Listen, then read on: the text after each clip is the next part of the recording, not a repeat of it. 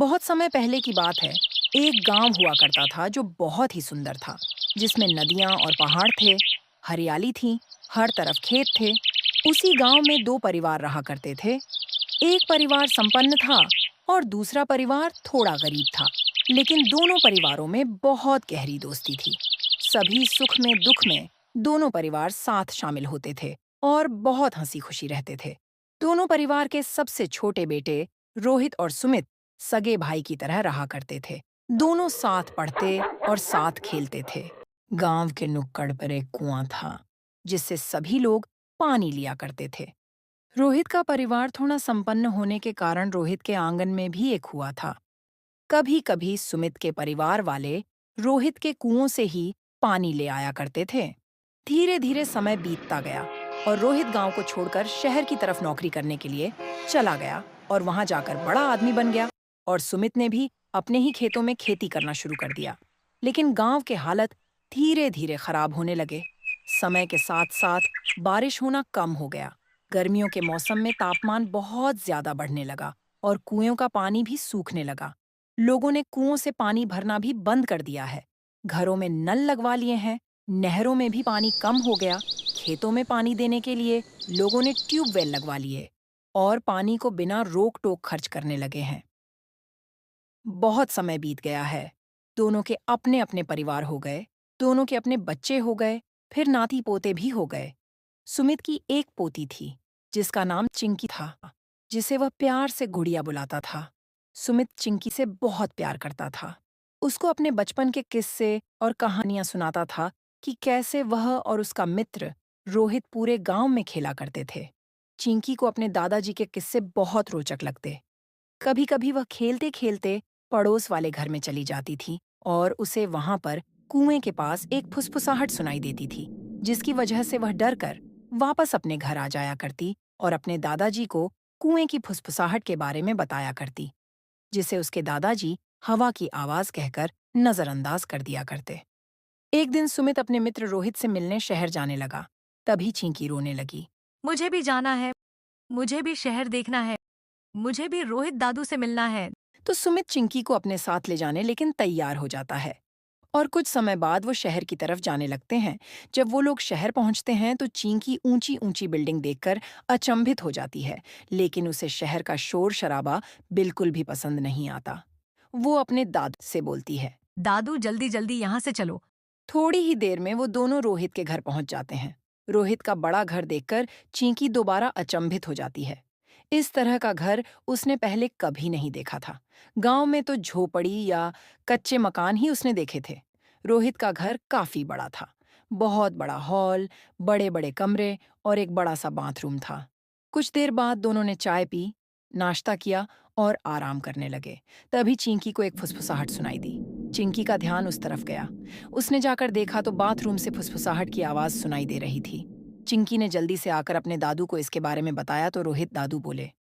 यहाँ पर समय के अनुसार पानी आता है, कुछ ही समय के लिए आता है और इसी समय में हमें पानी को टंकी में भर के रखना होता है, जिससे कि वो अगले दिन तक काम में आ सके। चिंकी को यह सुनकर बहुत आश्चर्य हुआ कि यहाँ पानी आने से पहले आवाज आती है। तो उसने अपने दादू से इस बारे में पूछा। चिंकी के लिए यह कुछ नया था, क्योंकि गांव में तो हैंडपंप चलाओ और पानी आ जाता है, और कुछ लोगों ने तो हैंडपंप के ऊपर मोटर भी लगा दी है, जिससे पानी और तेजी से आता है। समय के साथ आने वाला पानी उसके लिए कुछ नया था। तब रोहित दादू उसको बताते हैं कि शहर बनने से पहले यहाँ पर खेत हुआ करते थे। उन खेतों को खत्म करके शहर बसाए गए हैं और यहाँ रहने वाले लोगों ने पानी को आवश्यकता से अधिक खर्च करके समाप्त कर दिया। और आज ऐसा समय आ गया है कि पानी समय से आता है और कुछ समय के लिए ही आता है। तभी चिंकी बोली। आप वापस हमारे गांव क्यों नहीं आते हैं? आप वहीं आकर रहिए हमारे पास, अपने पुराने घर पर। यह सुनकर रोहित बोला कि वह एक दिन जरूर आएगा। शाम हो गई और चिंकी और उसके दादू वापस गांव की तरफ लौटने लगे। रास्ते में चिंकी ने अपने दादू से बहुत सारे सवाल पूछे कि पानी कैसे खत्म हो गए हैं? इतना सारा तो पानी है।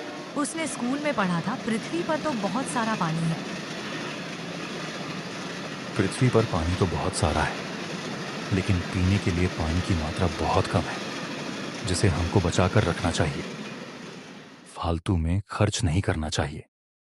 और बातें करते करते वो दोनों वापस अपने गांव, अपने घर आ जाते हैं।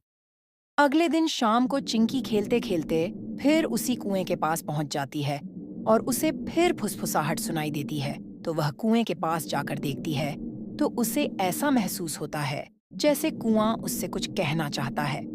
तभी चिंकी को कुएं के अंदर से एक आवाज सुनाई देती है। क्या तुम मुझे सुन सकती हो? यह सुनकर चिंकी घबराकर वहां से भाग जाती है, लेकिन थोड़ी देर बाद वह हिम्मत जुटाकर वापस कुएं के पास आती है और उससे कहती है। हाँ, मैं तुम्हें सुन सकती हूँ। तो कुआं कहता है। कितने सालों से मुझे इस पल का इंतजार था कि कोई मुझसे बात करे। तुम्हारा क्या नाम है बेटा? तो चिंकी बोलती है। मेरा नाम चिंकी है। मैं पास वाले घर में रहती हूँ। कुआं उससे कहता है। बेटा, धीरे धीरे मेरा अंत हो रहा है।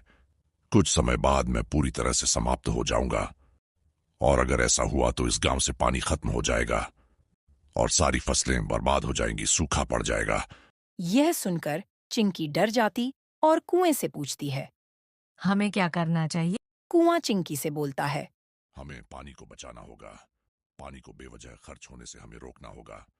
तुम्हें मेरा ये संदेश सभी गांव वालों को देना होगा। कुएं के द्वारा कही गई बातों को चिंकी जाकर अपने दादाजी को बताती है। चिंकी की बात सुनकर चिंकी के दादाजी जिनकी से बोलते हैं। तुम्हें कोई वहम हुआ होगा। कुएं किसी से बात नहीं करते। तो चिंकी कहती है। दादाजी, मैं बिल्कुल सच बोल रही हूँ। उस कुएं ने मुझसे सच में बात की थी। उसने मुझे सच में ये सब कहा था।